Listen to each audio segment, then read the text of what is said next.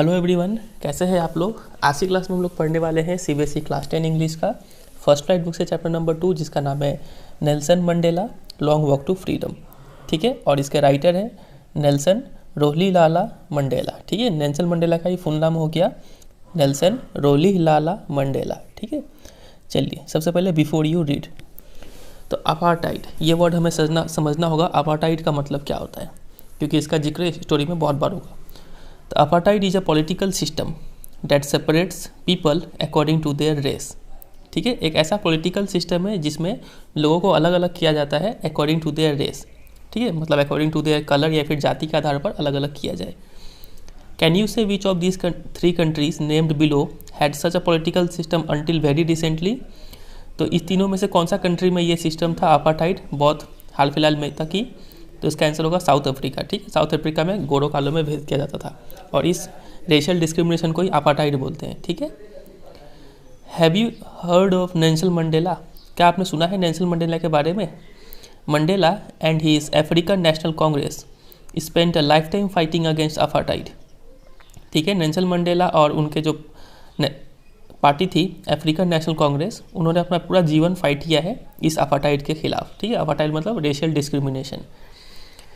Mandela had to spend 30 years in prison, 30 साल उन्होंने jail में व्यक्त किया। Finally democratic elections were held in South Africa in 1994। ठीक है, डेमोक्रेटिक इलेक्शन मतलब लोगों ने वोटिंग करके लीडर को चुनना स्टार्ट किया 1994 में, और जैसे ही डेमोक्रेसी आ गया साउथ अफ्रीका में तभी ये अपार्टाइड जो है वो हट गया। And Mandela became the first black president of the new nation. ठीक है, पहले काले प्रेसिडेंट थे साउथ अफ्रीका के। तो ये आपको डेट याद रखना है 1994। नेल्सन मंडेला का नाम तो आपको याद ही है, उनका पार्टी का नाम याद रखना है अफ्रीकन नेशनल कांग्रेस। 30 ईयर्स उन्होंने प्रिजन में स्पेंड किया, वो याद रखना है। और 1994 में डेमोक्रेटिक इलेक्शन हुआ, ये आपको याद रखना है। तो नीचे ये जो बॉक्स में एक BBC का न्यूज़ से एक छोटा सा पार्ट छपा हुआ है, उसको हम लोग पढ़ेंगे। तो उससे पहले ये पढ़ लेते हैं। In this extract from his autobiography long walk to freedom. तो आज का जो ये स्टोरी है एक छोटा सा पार्ट है उनके ऑटोबायोग्राफी का। ऑटोबायोग्राफी का नाम है लॉन्ग वॉक टू फ्रीडम, एक बुक है। ठीक है, उस बुक का एक छोटा सा पार्ट इस स्टोरी में डिस्कस किया गया है। और इस बुक के राइटर तो आपको पता ही है नेल्सन मंडेला ही होंगे। तो और ऑटोबायोग्राफी का मतलब आपको पता ही होगा। ऑटोबायोग्राफी का मतलब होता है ऑटो मतलब सेल्फ, बायो मतलब लाइफ, और ग्राफी मतलब राइट, मतलब अपने लाइफ के बारे में लिखना, और ऑटो मतलब सेल्फ, खुद से लिखना। ठीक है, उसको बोलते हैं ऑटोबायोग्राफी। तो चलिए देखते हैं इस बॉक्स में क्या छपा हुआ है उनके बारे में। BBC ने छपा हुआ है ये। तो हेडिंग है Mandela becomes South Africa's first black president. ठीक है, समझ में आ गया होगा। Nelson Mandela has become South Africa's first black president after more than 3 centuries of white rule. तो अब ये देखिए कितना लंबा समय है, 300 साल गोरे लोगों ने राज किया। अब उसके बाद पहले काले प्रेसिडेंट बने थे नेल्सन मंडेला साउथ अफ्रीका के, वो भी कब, 1994 में। ठीक है, mister Mandela's African national Congress party won 252 of the 400 seats in the first democratic elections of south Africa's history. तो 400 सीट में से 252 सीट्स उनकी पार्टी ने जीता था इस इलेक्शन में। ठीक है, और द इनॉग्रेशन सेरेमनी, और उस दिन जो वो शपथ लेने वाले थे 10 मई 1994 को, वो क्या करने वाले थे, इनॉग्रेशन सेरेमनी था उस दिन, मतलब वो उस दिन ओथ टेकिंग था उनका।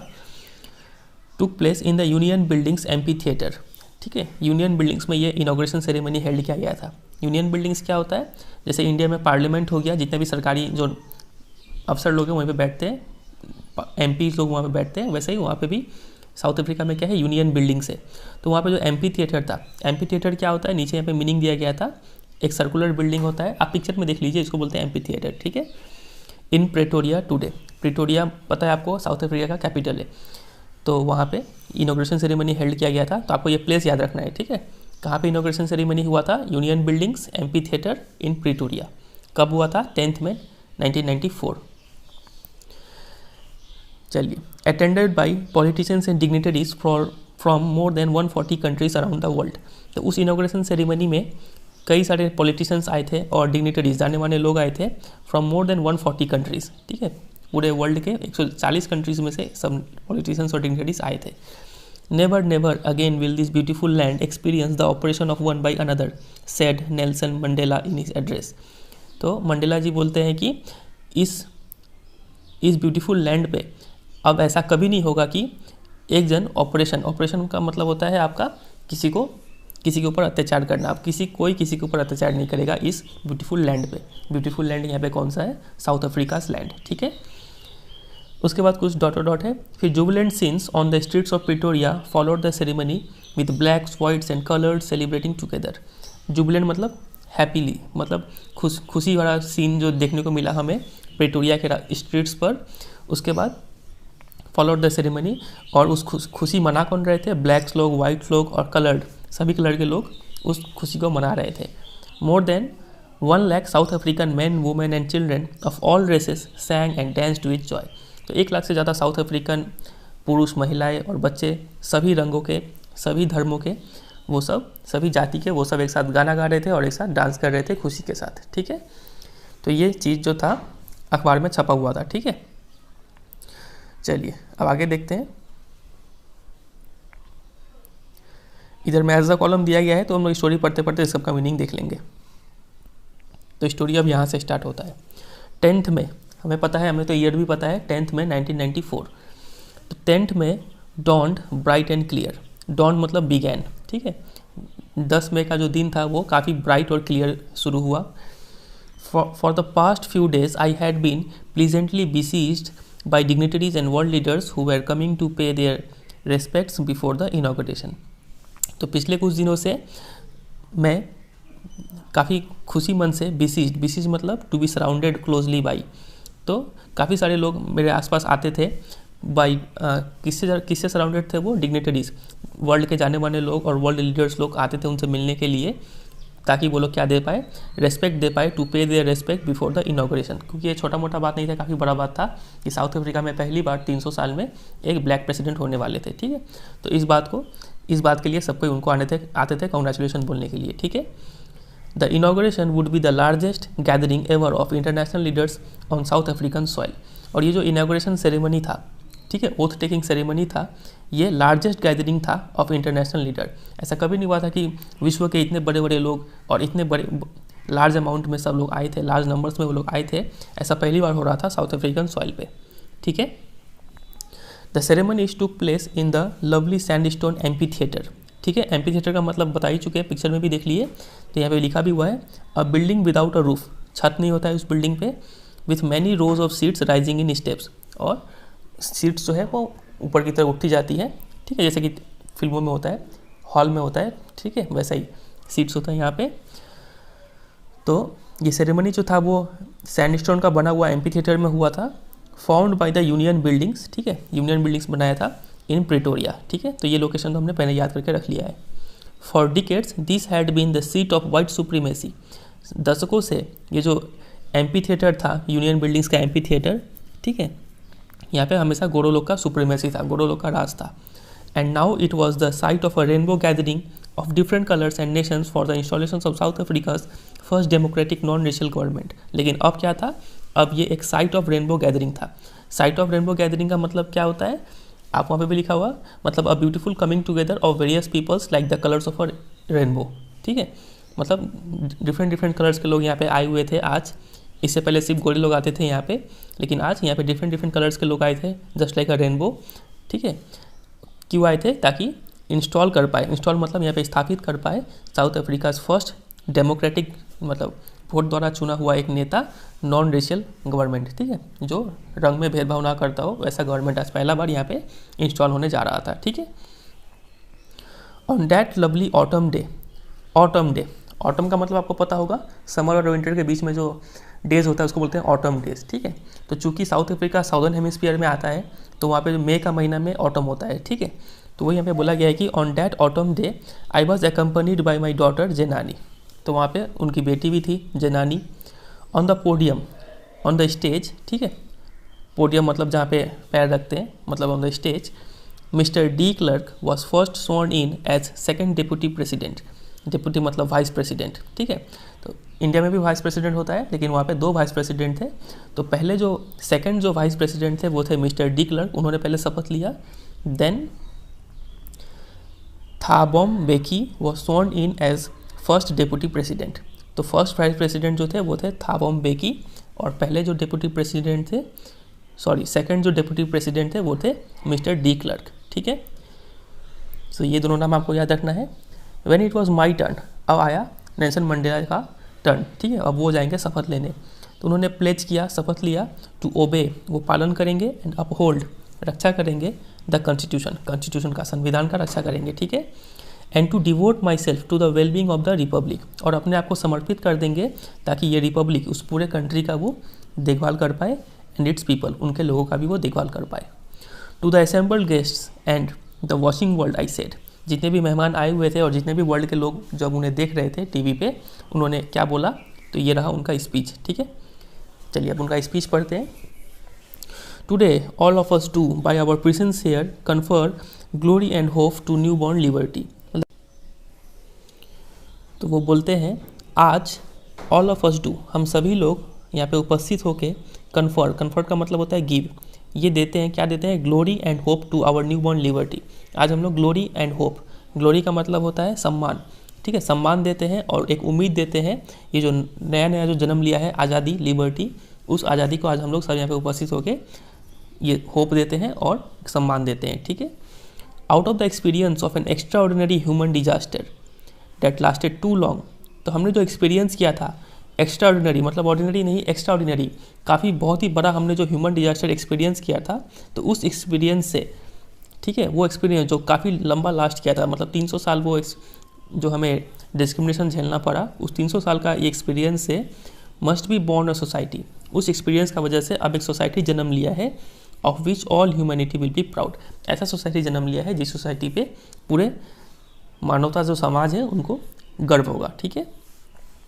We who were outlaws not so long ago, हम लोग मतलब साउथ अफ्रीकन्स लोग, वो लोग क्या थे, outlaws not so long ago, outlaws मतलब इलीगल, यहाँ पे इसका मीनिंग भी दिया गया है, वी हु वर आउटलॉज का मतलब because of its policy of apartheid, मतलब colour discrimination, many countries had earlier broken off diplomatic relations with South Africa, ठीक है। तो साउथ अफ्रीका में इतना जो कलर डिस्क्रिमिनेशन होता था, इस वजह से काफ़ी सारे इंटरनेशनल कंट्रीज जो थी उन्होंने अपना रिलेशन, ट्रेड का रिलेशन हो गया, कोई भी रिलेशन हो गया, वो सब तोड़ चुकी थी। तो यहाँ पे नेल्सन मंडेला बोल रहे हैं कि हम लोग जो कुछ दिन पहले ही तक हमें कोई पूछता नहीं था, हम लोग आउटलॉज थे, ठीक है, इलीगल माने जाते थे, have today been given the rare privilege to be host to the nations of the world on our own soil. हमें आज ये मौका मिला है, काफ़ी रेयर मौका मिला है कि आज हम लोग होस्ट मतलब मेज़बानी कर रहे हैं वर्ल्ड के उन सब नेशंस का ऑन आवर सॉइल, अपनी मिट्टी पे, ठीक है। आज सभी वर्ल्ड के नेशंस हमारे धरती पे आए हुए हैं, हमारे कंट्री में आए हुए हैं, ये एक काफ़ी प्रिविलेज है हमारे लिए, ठीक है। We thank all of our distinguished international guests for having come to take possession with the people of our country of what is after all a common victory for justice, for peace and for human dignity। तो हम सब मिलके thank करते हैं, जितने भी international guest जो आए हुए हैं उन सबको हम थैंक यू बोलते हैं, ताकि वो लोग आए हैं हमारे लोगों के साथ इस खुशी में पार्टनरशिप करने के लिए, ठीक है। आप खुशी बांटने के लिए जो इंटरनेशनल लीडर्स लोग आए हुए हैं, हम लोग सब उनका थैंक यू बोलते हैं, उनका स्वागत करते हैं, ताकि वो लोग भी आए और ये खुशी का साझा करें, मतलब take position with the people of our country, मतलब हमारे देश के लोगों के साथ साथ वो लोग भी इस खुशी का हिस्सा बने। तो ये जो विक्ट्री मिला है, उस विक्ट्री का खुशी आप लोग भी शेयर करने आए, उसके लिए थैंक यू, ठीक है। We have at last achieved our political emancipation, emancipation का मतलब होता है फ्रीडम। तो हमने अंत में अपना फ्रीडम हासिल कर लिया। We pledge ourselves to liberate all our people from the continuing bondage of poverty, deprivation, suffering, gender and other discrimination। तो आज हम ये शपथ लेते हैं, अपने आप से ये शपथ लेते हैं कि, प्रण लेते हैं कि आज हम लोग सब उन लोगों को आज़ाद करवा देंगे जो लोग इस पॉवर्टी के जो बंधन में बंध चुके हैं, गरीबी के बंधन से उभारेंगे, डिप्रीवेशन, अगर उनको कोई चीज़ नहीं मिल रहा है तो उन्हें वो चीज़ पहुँचाएंगे, सफरिंग एंड करेंगे, जेंडर और कोई भी तरह का जो भेदभाव होता है उन सब भेदभाव से आज हम लोग उन्हें क्या करेंगे, लिबरेट करेंगे। तो ये करने का आज हम सब लोग प्रण लेते हैं, ठीक है, ऐसा उन्होंने कहा। Never never and never again shall it be that this beautiful land will again experience the oppression of one by another. तो वही लाइन फिर से है कि इस सुंदर धरती पे कभी भी किसी का अत्याचार नहीं किया जाएगा, ठीक है, किसी पे अत्याचार नहीं किया जाएगा। The sun shall never set on so glorious a human achievement. तो the sun shall never set, ये सूरज कभी नहीं ढलेगा यहाँ पे इतना अच्छा ह्यूमन अचीवमेंट पे, मतलब यहाँ पे अंधकार कभी नहीं आएगा, सन हमेशा शाइन करता रहेगा और ये लिबर्टी जो है हमारा हमेशा बरकरार रहेगा। लेट फ्रीडम रेन, रेन का मतलब होता है rule, let freedom rule God bless Africa, ठीक है, ऐसा वो अपना स्पीच देते हैं। अब आगे कंटिन्यू करते हैं।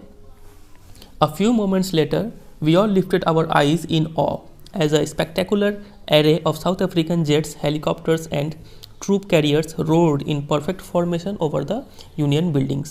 तो कुछ ही क्षणों बाद हम सभी ने अपने आँख को आसमान की तरफ देखा अपनी आँखों से और देखा इन ऑ का मतलब इन अमेजमेंट, ठीक है, तो इन एडमिरेशन, तो सबको एडमायर करते हुए आसमान की ओर देख रहे हुए हैं और देखते हैं क्या उन्हें देखने को मिला। वो लोग देखे कि स्पेक्टेकुलर अरे, ठीक है, काफ़ी अच्छा अरेंजमेंट था। स्पेक्टेकुलर अरे का यहाँ पे मीनिंग दिया गया है एन इम्प्रेसिव डिस्प्ले, तो काफ़ी अच्छा एक डिस्प्ले देखने को मिल रहा था ऑफ साउथ अफ्रीकन जेट्स, ठीक है, साउथ अफ्रीकन जेट्स जो थी, हेलीकॉप्टर्स थी और ट्रूप कैरियर्स, सोल्जर को कैरी करने वाली जो जेट थी, वो सब आसमान में अपना कर्तव्य दिखा रहे थे, ठीक है, जैसा हमारे यहाँ पे भी होता है रिपब्लिक डे में, इंडिपेंडेंस डे में, वैसे यहाँ पे भी हो रहा था। तो रोड मतलब दहाड़ रहे थे सब आसमान में इन परफेक्ट फॉर्मेशन, एकदम परफेक्ट शेप में उड़ रहे थे ओवर द यूनियन बिल्डिंग्स, ठीक है, यूनियन बिल्डिंग्स के ऊपर।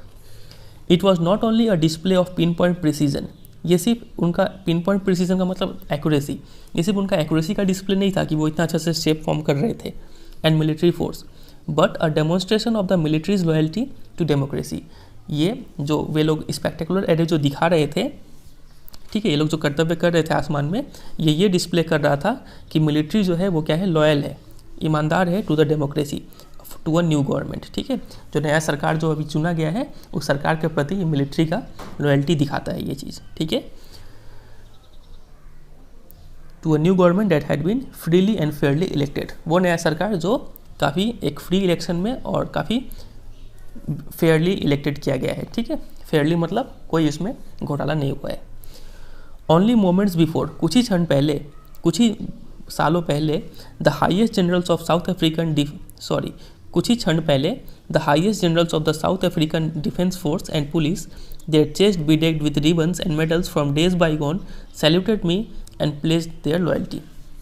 तो कुछ ही क्षण पहले मतलब ये एरोप्लेन उड़ने से कुछ ही क्षण पहले जब वो शपथ ले रहे थे, उसके बाद जो हाईएस्ट जनरल्स थे साउथ अफ्रीकन डिफेंस फोर्स के, ठीक है, जो बड़े बड़े जनरल्स लोग थे और जितने भी पुलिस थे वो लोग आके और सबका जो चेस्ट था, सबके सीने पर बीडेक्ड मतलब डेकोरेट, सबके सीने सजे हुए थे किस चीज़ से, रिबन से और मेडल से, from days by gone by का मतलब होता है फ्रॉम द पास्ट डेज, बीते हुए दिनों में कुछ उन्होंने काम किया होगा जिस वजह से उन्हें मेडल्स और रिबन्स मिला है, तो उनका सीना इसी सब चीज़ों से चमचमा रहा था। तो वैसे वे लोग आए थे और वो लोग आके क्या किए थे, सैल्यूट किए थे नेल्सन मंडेला को और उन्होंने प्रण लिया था, प्लेज किए थे वो लोग देयर लॉयल्टी, ठीक है, कि वो लोग लॉयल रहेंगे इस गवर्नमेंट के प्रति। तो वो यहाँ पे बता रहे हैं कि कुछ ही समय पहले ये लोग आके ऐसा किए थे। I was not unmindful of the fact that not so many years before they would not have saluted but arrested me. तो आई वॉज नॉट अनमाइंडफुल, यहाँ पे नॉट और अनमाइंडफुल दो नेगेटिव है, नॉट और अन, तो इसको पॉजिटिव बना सकते हैं यहाँ पे। तो I was mindful of the fact मतलब I was aware of the fact that not so many years ago before they would not have saluted me. मुझे ये पता था कि आज से कुछ साल पहले ये लोग मुझे सैल्यूट नहीं कर रहे थे, बट अरेस्टेड मी, मुझे अरेस्ट कर लिए होते अब तक, ठीक है। Finally a chevron of Impala jets, chevron मतलब a pattern in the shape of a V, ठीक है, left a smoke trail of the red black green blue and gold in the new South African flag, ठीक है। तो इम्फाला jets जो थी वो V shape में ऐसे ऐसे करके उड़ रही थी, ठीक है, और उड़ते उड़ते कोई ब्लू कलर का धुआं छोड़ रहा है, कोई रेड कलर का धुआं छोड़ रहा है, कोई ग्रीन कलर का धुआं छोड़ रहा है, ठीक है, ऐसे करके साउथ अफ्रीकन फ्लैग यहाँ पे बना रहे थे वो लोग, ठीक है। The day was symbolised for me, अब इसका भी मीनिंग है, the day was symbolised for me का मतलब होता है रिमेंबर्स द डे, ठीक है। The author remembers the day by the playing of our 2 national anthems. तो ऑथर याद करते हैं कि उस दिन 2 नेशनल एंथम प्ले किया गया था, इनॉग्रेशन का दिन मतलब 10 मई को 2 नेशनल एंथम प्ले किया गया था। And the vision of whites singing Nkosi Sikelel iAfrika and the blacks singing Die Stem the old anthem of the republic. तो गोरे लोगों ने ये नेशनल एंथम गाया, ब्लैक्स लोगों ने ये नेशनल एंथम गाया उस दिन, ठीक है। Although that day neither group knew the lyrics of the anthem they once despised. तो दोनों में से ना गोरों को कालों का मीनिंग पता था और ना काले लोगों को गोरे वालों का नेशनल एंथम का मीनिंग पता था, किसी को किसी का मीनिंग पता नहीं था, क्योंकि दोनों एक दूसरे का जो ये जो थे लिरिक्स जो थे गाने के जो बोल थे उसे डिस्पाइज करते थे। डिस्पाइज मतलब हेट, ठीक है, हेट करते थे, उसलिए पता नहीं था। लेकिन वो बोलते हैं कि they would soon know the words by heart, लेकिन कुछ ही दिनों बाद दोनों को एक दूसरे का जो नेशनल एंथम है सबका वर्ड का मीनिंग याद हो जाएगा, ठीक है। On the day of the inauguration I was overwhelmed with a sense of history. तो इनॉग्रेशन के दिन आई वॉज ओवरवेल्म्ड मतलब स्ट्रॉन्ग इमोशनल इफेक्ट। जो नेल्सन मंडेला थे वो काफ़ी इमोशनल हो गए थे कुछ हिस्ट्री के दिनों को याद करके, ठीक है। In the first decade of the 20th century, 20th century मतलब 1900 to 2000, ठीक है। और उसका फर्स्ट डिकेड मतलब 1901 से लेकर 1910, उस टाइम में a few years after the bitter Anglo Boer war, Anglo Boer war मतलब हुआ था, एंग्लो मतलब ब्रिटिश और बोयर मतलब साउथ अफ्रीका, इन दोनों के वॉर के कुछ दिनों बाद, कुछ सालों बाद, and before my own birth, और मेरे बर्थ के कुछ साल पहले तक, ठीक है, ठीक है। मतलब first decade of 20th century में क्या हुआ था, the white skinned peoples of South Africa patched up their differences. जो साउथ अफ्रीका के जितने भी गोरे लोग थे उन्होंने पैचअप कर लिया था, पैचअप मतलब डील विथ, ठीक है, उन्होंने अपना डिफरेंसेस को सुलझा लिया था, सब गोरे लोग एक साथ हो गए थे, and erected a system of racial domination against the dark skin peoples of their own land. और उन्होंने एक ऐसा सिस्टम इरेक्ट कर दिया, इरेक्ट मतलब सेटअप, ऐसा सिस्टम ला दिया, ऐसा पॉलिटिकल सिस्टम ला दिया जो रेशियल डोमिनेशन करता था, ठीक है, रंग के आधार पर भेदभाव करता था against the dark skin peoples of their own land, ठीक है। उनके ही कंट्री के जो काले लोग थे उन पर अत्याचार करना स्टार्ट हो गया, और इसी को तो हम लोग बोलते हैं अपार्टाइड, ठीक है। अपार्टाइड कीवर्ड हो गया, आपको यहाँ पे याद रखना है, APARTHEID, ठीक है। अपार्टाइड मतलब रेशियल डिस्क्रिमिनेशन या फिर कलर डिस्क्रिमिनेशन, जो भी बोल दीजिए। तो ये सेटअप कर दिया गया था in the first decade of the 20th century, ठीक है। The structure they created formed the basis of one of the harshest more inhuman societies the world has ever known. तो ये जो स्ट्रक्चर था जो उन्होंने क्रिएट कर दिया, ये स्ट्रक्चर था वन ऑफ द हार्शिएस्ट, ठीक है, सबसे क्रूअल, सबसे गंदा स्ट्रक्चर था उनका, मोस्ट इनह्यूमन, ठीक है, अमानवीय स्ट्रक्चर था जो कि वर्ल्ड ने कभी देखा हो, ठीक है, ऐसा स्ट्रक्चर था ये। Now in the last decade of the 20th century, last decade मतलब 1991 से लेकर 2000 तक, इस डिकेड में and my own 8th decade as a man. 8th decade का मतलब क्या हो गया यहाँ पे कि जो नेल्सन मंडेला थे वो 70 to 79 ईयर्स के ओल्ड थे। एक और वर्ड होता है, ऐसा इंसान जो इस एज ग्रुप से बिलोंग करता है उस इंसान को क्या बोलते हैं, आप मुझे कमेंट सेक्शन में बताइएगा, ठीक है। तो वो 8th डिकेड में थे एज अ मैन। तो उस समय क्या हुआ था, that system had been overturned forever. Overturn मतलब हटा दिया गया उस सिस्टम को, मतलब अपार्टाइड जो है पॉलिटिकल सिस्टम उसको हटा दिया गया फॉर एवर, हमेशा के लिए, and replaced by one that recognised the rights and freedoms of all people. और उसको रिप्लेस कर दिया गया ऐसे सिस्टम से, वो सिस्टम जो रिकॉग्नाइज करता है सबका अधिकार, सबका freedom of all people regardless of the colour of their skin. फर्क नहीं पड़ता है कि आपका कलर कैसा है, सबको बराबर अधिकार और सबको बराबर फ्रीडम मिलेगा, वैसे सिस्टम से रिप्लेस कर दिया गया, ठीक है। और ये हुआ कब था, in the last decade of the 20th century. Exactly अगर बात किया जाए तो 1994 में ये हुआ था, ठीक है, जब ये इनॉग्रेशन सेरेमनी हो रहा है, ठीक है, आज से वो सिस्टम हट गया, ठीक है। चलिए आगे कंटिन्यू करते हैं। That day had come about through the unimaginable sacrifices of thousands of my people। लेकिन ये जो दिन था, ये दिन आने के लिए अनइमेजिनेबल सेक्रीफाइसेस करना पड़ा था हज़ारों लोगों को, ठीक है, ऐसा सेक्रीफाइसेस जो आप इमेजिन नहीं कर सकते।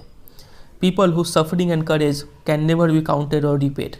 ऐसे लोगों ने सेक्रीफाइस किया था जिनका जो दर्द है और जिनका जो करेज है, हिम्मत है, वो हिम्मत आप काउंट मतलब मेजर नहीं कर सकते। इतना दर्द उन्होंने झेला और सहा, एंड रिपेड आप उनको लौटा भी नहीं सकते, ठीक है, कोई भी तरीका से आप उनका दर्द वापस नहीं कर सकते, ठीक है। I felt that day as I have on so many other days that I was simply the sum of all those African patriots who had gone before me. तो नेल्सन मंडेला का उस दिन अनुभव होता है, वो उस दिन महसूस किए, ऐसा वो कई दिन महसूस करते थे कि वो जो है वो एक सिंपली क्या है, sum of all those African patriots who had gone before me. तो जितने भी और भी जो पहले जो देशभक्त जो थे, जो काले लोगों के लिए लड़े थे, उन लोगों का सिंपली ये सम है। नेल्सन मंडेला उन सब की जगह एक इकलौते इंसान खड़े हुए थे, ठीक है, वो बोल रहे हैं। That long and noble line. तो ये जो साउथ अफ्रीकन पैट्रियट्स थे, ये जो लंबे और जो काफ़ी नोबल लाइन है इन लोगों का, एंडेड, वो लाइन तो एंड हो गया, वो लोग सब मर गए, लेकिन now began again with me. लेकिन मेरे साथ ये वापस ये लाइन शुरू हो रहा है, ठीक है, उन नोबल लोगों का लाइन वापस मेरे से शुरू हो रहा है, ठीक है। I was pained that I was not able to thank them, मुझे इस बात का दुख है कि मैं उन लोगों को थैंक यू नहीं बोल पाया, उन सब अफ्रीकन पैट्रियोट्स का जिन्होंने अपना जान दे के इनके लिए लड़ा है, ठीक है, उनको थैंक यू नहीं बोल पाया।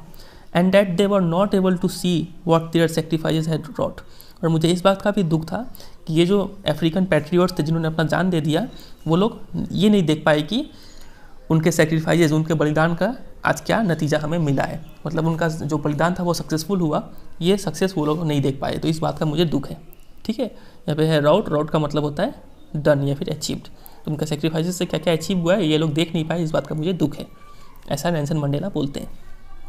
चलिए आगे कंटिन्यू करते हैं। The policy of apartheid created a deep and lasting wound in my country and my people, तो ये जो अपार्थाइड का जो पॉलिसी था, पॉलिटिकल सिस्टम था अपार्थाइड, मतलब रेशियल डिस्क्रिमिनेशन या फिर कलर डिस्क्रिमिनेशन, इसको हम बार बार क्यों बोल रहे हैं ताकि आपको याद हो जाए, ठीक है, थोड़ा डिफिकल्ट स्टोरी है ये। The policy of apartheid created a deep and lasting wound in my country, तो ये जो अपार्थाइड का पॉलिटिकल सिस्टम था उसने काफ़ी एक गहरा और लंबे समय तक रहने वाला एक घाव दे दिया था मेरे देश को और मेरे देश के लोगों को, खासकर काले लोगों को।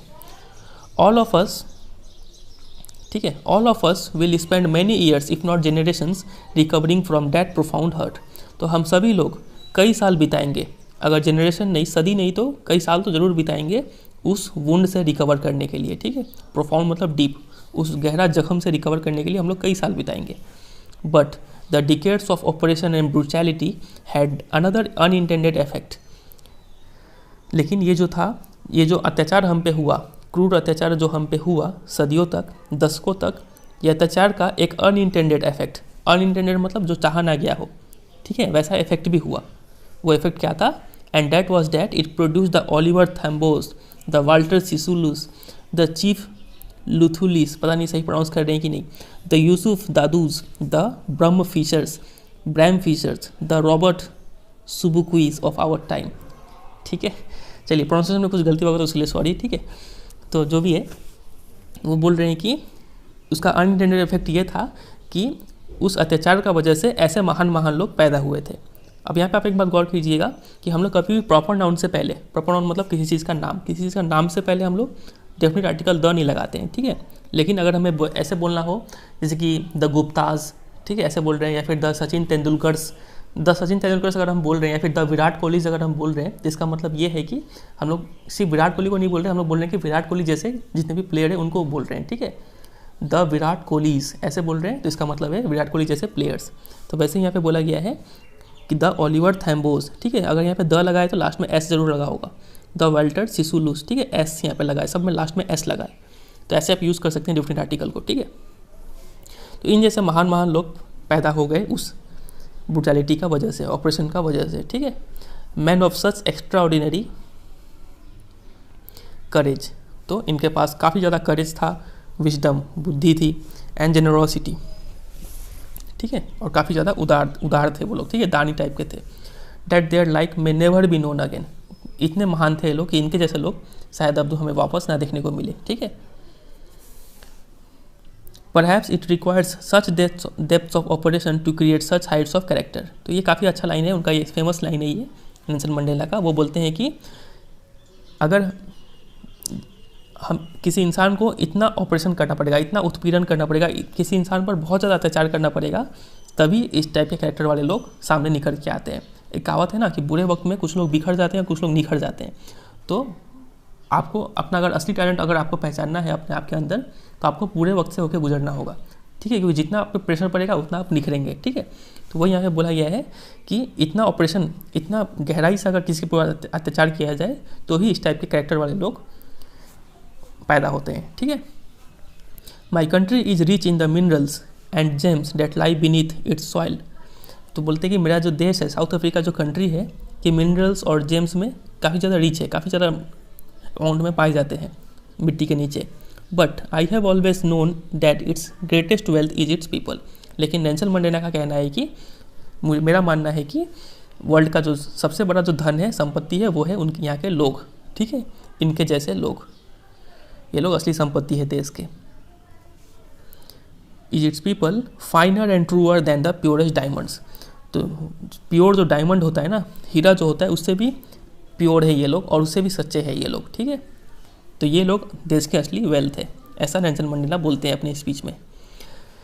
It is from these comrades in the struggle, comrades का मतलब होता है साथी, ठीक है, ऐसे ही साथी लोग जो थे स्ट्रगल, मेरे स्ट्रगल में, इस रेशियल डिस्क्रिमिनेशन को हटाने में, ऐसे साथी की वजह से ही that I learn the meaning of courage, मुझे करेज वर्ड का मीनिंग क्या होता है असली मायने में समझ में आया, ठीक है। Time and again I have seen men and women risk and give their lives for an idea, मैंने कई बार ऐसा देखा है कि पुरुष हो या फिर महिलाएं हो, उन्होंने अपने जीवन को दान दे दिया है किसी एक कॉज के खिलाफ लड़ते हुए, ठीक है, कॉज के लिए लड़ते हुए। I have seen men stand up to attacks and torture without breaking, मैंने देखा है कई ऐसे पुरुषों को जो वो लोग अटैक्स और टॉर्चर को झेल जाते हैं विदाउट ब्रेकिंग, बिना टूटे हुए, बिना घबराए, ठीक है, बिना सरेंडर किए हुए वो लोग कोई भी अटैक्स को झेल जाते हैं। Showing a strength and resilience that defies the imagination, ऐसा वो स्ट्रेंथ दिखाते हैं और ऐसा रिजिलियंस दिखाते हैं। रेजिलियंस का मतलब होता है लड़ने की क्षमता, ठीक है, तो ऐसा वो लड़ने की क्षमता दिखाते हैं कि आप इमेजिन नहीं कर सकते हैं, ऐसा चीज़ वो बर्दाश्त कर जाते हैं। I learned that courage was not the absence of fear but the Triumph over it, तो बोलते हैं कि मुझे समझ में आया कि करेज का मतलब सिर्फ एब्सेंस ऑफ फियर नहीं होता है, आपके अंदर डर नहीं है इसका मतलब ये नहीं कि आप करेजियस है, बल्कि ट्रायम्फ ओवर इट, अगर आप डर के ऊपर जीत पा लेते हैं, ठीक है, तब बोला जाएगा कि आपके अंदर क्या है, करेज है। The brave man is not he who does not feel afraid but he who conquers that fear, तो एक बहादुर व्यक्ति वो नहीं होता है जो सिर्फ डर ना फील करे, एक बहादुर व्यक्ति वो होता है जो उस डर के ऊपर काबू पा ले, ठीक है, उस डर के ऊपर जीत पा ले, उसको बोलते हैं ब्रेव मैन, ठीक है। No one is born hating another person because of the colour of his skin और हिज बैकग्राउंड और हिज रिलीजन, तो कोई भी इंसान अपने दिल में नफरत लेकर पैदा नहीं होता है, ये पैराग्राफ काफ़ी अच्छा है, ठीक है, इसको ध्यान से सुनिएगा। बोल रहे हैं कि कोई भी इंसान जब पैदा होता है तो उसके दिल में किसी के लिए नफरत नहीं होता है, कोई एक खास कलर के लिए नफरत नहीं होता है, उसके बैकग्राउंड को लेकर नफरत नहीं होता है कि वो किस जाति से है, किस रिलीजन से है, इसके लिए भी नफरत नहीं होता है। The people must learn to hate, उन्हें सिखाया जाता है कि नफरत कैसे किया जाता है। And if they can be learn to hate, और अगर आप उन्हें नफरत करना सिखा सकते हैं, they can be taught to love, तब आप उन्हें प्यार करना भी सिखा सकते हैं, वो लोग प्यार करना भी सीख सकते हैं, क्योंकि जब आदमी पैदा होता है तो वो तो न्यूट्रल पैदा होता है, ठीक है, लेकिन नफरत करना सीख जाता है वो, तो प्यार करना भी ज़रूर सीख जाएगा। For love comes more naturally to the human heart than its opposite, ठीक है, और प्यार करना सिखाना तो और भी आसान है, क्योंकि प्यार जो है वो काफ़ी ज़्यादा नेचुरली आता है किसी भी इंसान के दिल में, देन द अपोजिट मतलब हेट के तुलना में प्यार जल्दी हो जाता है, ठीक है। इवन इन द ग्रीमियस्ट टाइम्स, ग्रीमियस्ट मतलब सैडेस्ट, सबसे दुख भरा समय में भी, जब हम प्रिजन में थे, आपको पता है वो कितने साल थे जेल में, 30 ईयर्स हमने देखा था स्टार्टिंग में, ठीक है, वो जो 30 साल थे प्रिजन में, when my comrades and I were push to our limits, जब मेरे साथी और मुझे पुश टू आवर लिमिट्स मतलब इतना मारा जाता था, इतना टॉर्चर किया जाता था कि पुश टू आवर लिमिट्स, अब बर्दाश्त के बाहर जा रहा था वो, ठीक है, इस हद तक हम लोगों ने पेन झेला। तो उस समय में भी I would see a glimmer of humanity in one of the guards, मुझे दिखा था एक इंसानियत का हल्का सा झलक दिखा था in one of the guards, एक गार्ड के अंदर, ठीक है, perhaps just for a second, भले एक सेकंड के लिए दिखाओ उसमें इंसानियत, but it was enough to reassure me and keep me going, लेकिन वो हल्का सा इंसानियत का झलक ही काफ़ी था मेरे को रीअश्योर करने में, मेरे को संतावना देने में कि हमारा जीत होगा, एंड कीप मी गोइंग, और मुझे लड़ने में मदद किया वो, इतना सा ह्यूमैनिटी का इतना ताकत है, ठीक है। Man's goodness is a flame that can be hidden but never extinguished, तो इंसान का जो अच्छाई है वो एक लव की तरह है, एक आग की तरह है, फ्लेम की तरह है, जिसे छिपा तो सकते हैं लेकिन कभी बुझा नहीं सकते, ठीक है। In life every man has twin obligations, तो किसी भी इंसान के जीवन में हमेशा दो ऑब्लिगेशन मतलब दो ड्यूटी होता है, ठीक है, दो काम होता है किसी भी इंसान के लाइफ में, वो दो काम क्या होता है, ऑब्लिगेशन टू हिज फैमिली, एक काम टू हिज पेरेंट्स और to his wife and children, एक ऑब्लिगेशन एक ड्यूटी तो होता है फैमिली की तरफ, पेरेंट्स की तरफ, पत्नी की तरफ, बच्चों की तरफ, एंड दूसरी ऑब्लिगेशन ये होता है ही has an obligation to his people, उसके समुदाय के लोगों के प्रति भी एक ड्यूटी होता है, उसके कम्युनिटी के प्रति भी एक ड्यूटी होता है, उसकी कंट्री के प्रति भी एक ड्यूटी होता है, ठीक है। तो समझ में आ गया दो ड्यूटी कौन सा होता है, एक फैमिली की तरफ और एक बाकी लोगों की तरफ, अपने कंट्री की तरफ, ठीक है। In a civil and humane society, तो किसी भी नॉर्मल एक सभ्य और इंसानियत वाले सोसाइटी में each man is able to fulfil these obligations according to his own inclinations and abilities. तो हर एक इंसान ये दोनों ही ड्यूटी काफ़ी अच्छे से निभा सकता है, अपने इंक्लिनेशन, अपने इच्छा के हिसाब से, और अपने एबिलिटी मतलब ताकत के हिसाब से वो दोनों ही ड्यूटी परफॉर्म कर सकता है, जैसा कि नॉर्मली हम इंडिया में भी करते हैं ऐसा, ठीक है, कोई इसमें रुकावट नहीं है। But in a country like South Africa, लेकिन साउथ अफ्रीका जैसे कंट्री में it was almost impossible for a man of my birth and colour to fulfil both of those obligations. ये एक इम्पॉसिबल जैसा चीज़ था कि एक इंसान जो मेरे जैसा कम्युनिटी में पैदा हुआ हो और मेरे कलर का हो, वो इंसान इन दोनों ड्यूटी को एक साथ परफॉर्म नहीं कर सकता है साउथ अफ्रीका जैसे कंट्री में, ठीक है। क्यों, ऐसा क्या होता है? In South Africa a man of colour who attempted to live as a human being was punished and isolated. तो साउथ अफ्रीका में एक मैन ऑफ कलर मतलब ब्लैक मैन, एक काला इंसान अगर अटेम्प्ट करे कि एक ह्यूमन बींग की तरह वो रहे, तो उस इंसान को क्या किया जाएगा? पनिश किया जाएगा, और आइसोलेट मतलब अलग कर दिया जाएगा समाज से, ठीक है। In South Africa a man who tried to fulfil his duty to his people was inevitably ripped from his family and his home and was forced to live a life apart। तो South Africa में अगर एक इंसान कोशिश करे कि वो duty to his people मतलब कंट्री के प्रति अगर वो ड्यूटी निभाना चाहे, तो उसको इनएविटेबली मतलब अनअवॉइडेबली उसको फोर्सिबली क्या किया जाएगा? रिप्ड फ्रॉम हिज फैमिली से अलग कर दिया जाएगा, एंड हिज होम घर से अलग कर दिया जाएगा, और उसको मजबूर किया जाएगा एक ज़िंदगी जिए, एक अलग ज़िंदगी जिए, a twilight existence of secrecy and rebellion, ठीक है। ट्विलाइट मतलब सन ढलने का बाद और रात होने से पहले जो अंधेरा का समय होता है, उस समय को बोलते हैं ट्विलाइट, ठीक है। एक अंधकार भरा जीवन जीने को मजबूर कर देते हैं, ऑफ सीक्रेसी सीक्रेट लाइफ, और एक रिविलियन का लाइफ, राजद्रोही का लाइफ जीने में मजबूर कर देते हैं।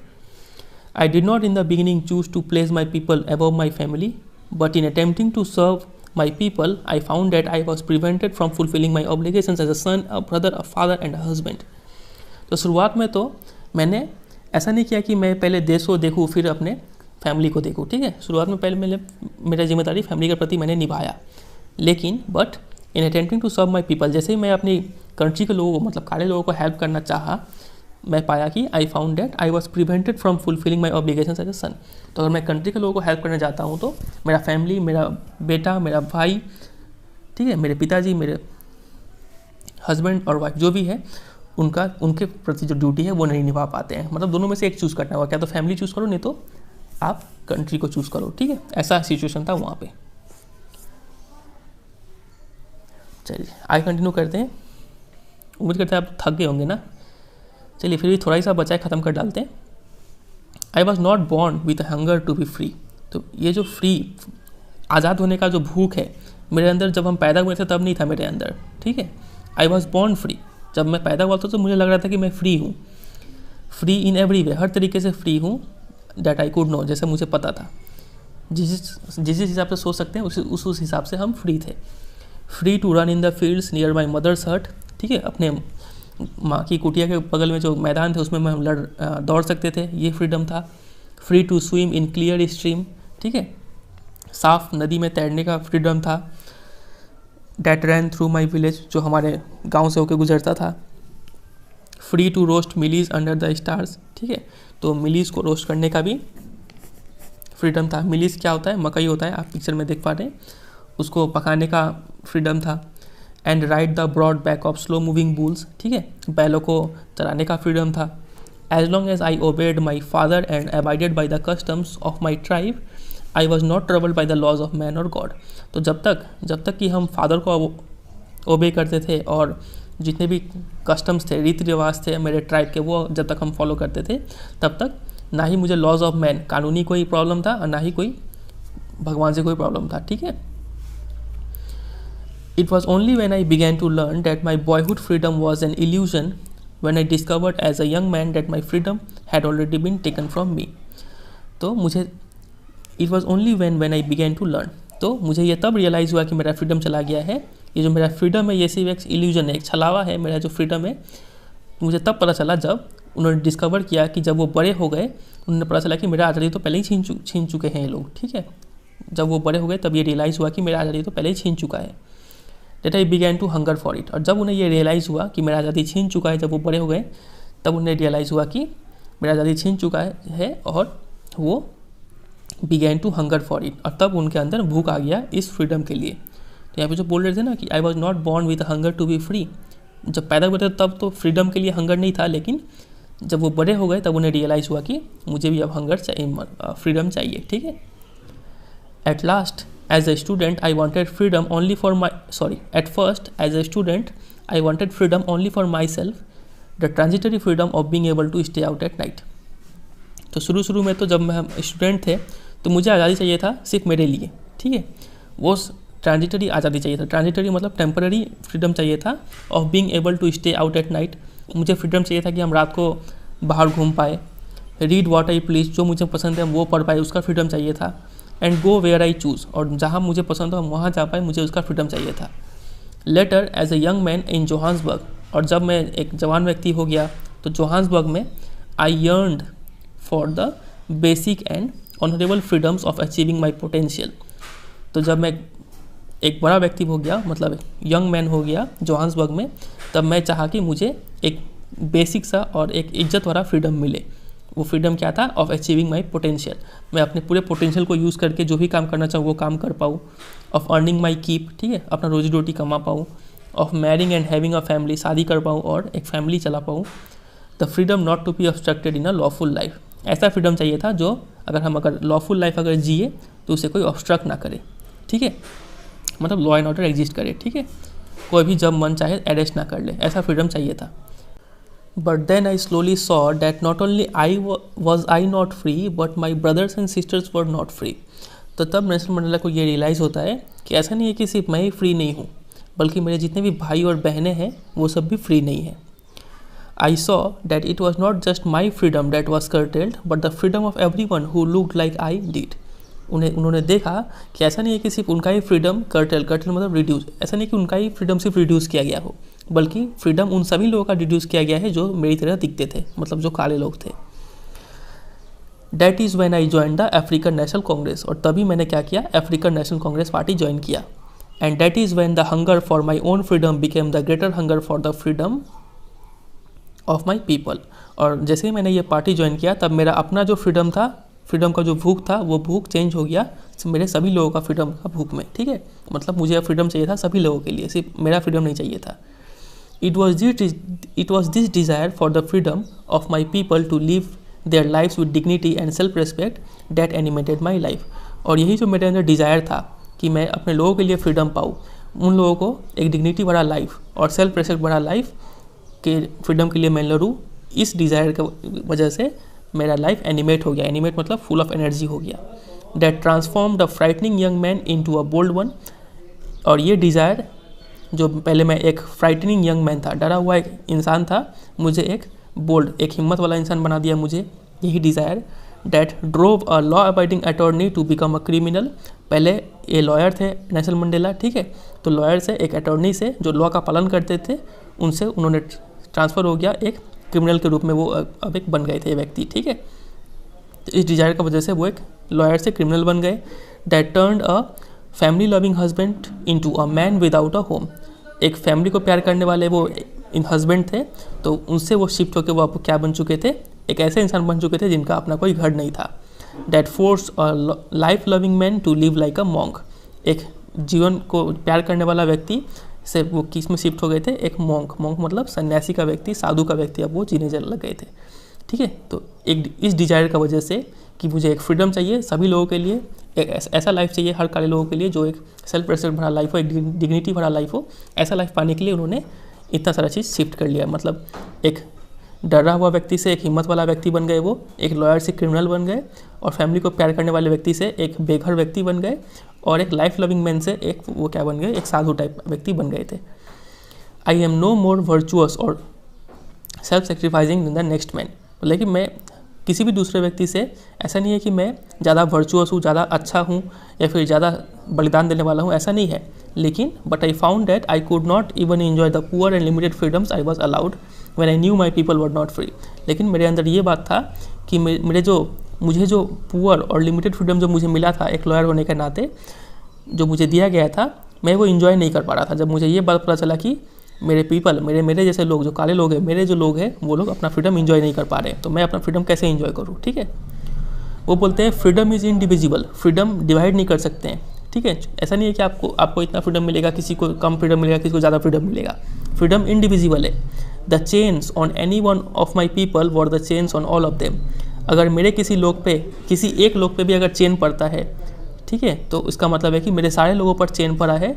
और the chains on all of my people, और अगर सारे लोगों पे चेन पड़ा है मतलब चेन ऑन मी, वो चेन मेरे ऊपर भी पड़ा है, ठीक है, मैं भी एक गुलाम बन चुका हूँ। इसका मतलब ये है। I knew that the oppressor must be liberated just as surely as the oppressed. तो वो बोलते हैं कि मुझे ये भी पता है कि एक ऑपरेसर जो अत्याचारी है, अत्याचारी को भी आज़ादी दिलाना होगा, ना कि सिर्फ जिस पर अत्याचार हो रहा है उसको। क्योंकि a man who takes away another man's freedom is a prisoner of hatred. क्योंकि वो इंसान जो दूसरे पे अत्याचार कर रहा है, जो दूसरों का फ्रीडम छीन रहा है, वो इंसान भी एक कैदी है, लेकिन वो कैदी है किसका? नफरत का कैदी है, वो प्रिजनर है ऑफ हेट्रेड का, ठीक है। He is locked behind the bars of prejudice and narrow mindedness. वो एक ऐसे जेल में बंद है जो प्रिजुडिस मतलब strong dislike without any good reason, जो किसी खास पर्सन को या फिर कोई चीज़ को हेट करते हो, उसको बोलते हैं प्रिजुडिस, ठीक है। एंड नैरो माइंडेडनेस, उनका जो माइंडसेट है वो काफ़ी नैरो है, काफ़ी छोटी सोच रखने वाले व्यक्ति है, तो वो लोग ऐसे जेल में कैद है, ठीक है। आई am not truly free if I am taking away someone else's freedom. तो मैं पूरी तरीके से फ्री भी नहीं हूँ अगर मैं किसी और का फ्रीडम ले रहा हूँ। Just as surely as I am not free when my freedom is taken from me. तो अगर कोई व्यक्ति मेरे से फ्रीडम छीनता है तो मैं तो फ्री नहीं हूँ, लेकिन जो व्यक्ति छीन रहा है मेरे से फ्रीडम, वो व्यक्ति भी फ्री नहीं है, क्योंकि वो कैदी है in a prison of hatred, ठीक है, उसका कैदी है वो। The oppressed and oppressor alike are robbed of their humanity. तो जो ऑपरेस्ड है, जो पीड़ित है, और ऑपरेसर जो पीड़ा दे रहा है, ठीक है, दोनों में ही इंसानियत का नाम का कोई चीज़ नहीं है, ठीक है। उससे इंसानियत छीना जा रहा है और जो इंसानियत छीन रहा है उसमें भी इंसानियत नहीं है, तो दोनों में ही ह्यूमैनिटी का कमी है, ठीक है। बस तो यही है फिर ये पोएम। तो काफ़ी बड़ा स्टोरी, ये था ये स्टोरी, तो काफ़ी बड़ा ये स्टोरी था और थका देने वाला स्टोरी था। उम्मीद करते हैं आपको समझ में आया होगा, भले ही आप थक गए होंगे लेकिन आपको समझ में आया होगा। टफ स्टोरी था, लेकिन जो भी आपने टाइम दिया वो टाइम इफेक्टिवली यूटिलाइज हुआ होगा, ठीक है। चलिए फिर, उम्मीद करते हैं आपको स्टोरी अच्छा लगा तो वीडियो को जरूर एक लाइक कर दीजिएगा, क्योंकि आप एक छोटा सा लाइक से मुझे एक मोटिवेशन मिलता है और भी ज़्यादा मेहनत करने के लिए, ठीक है।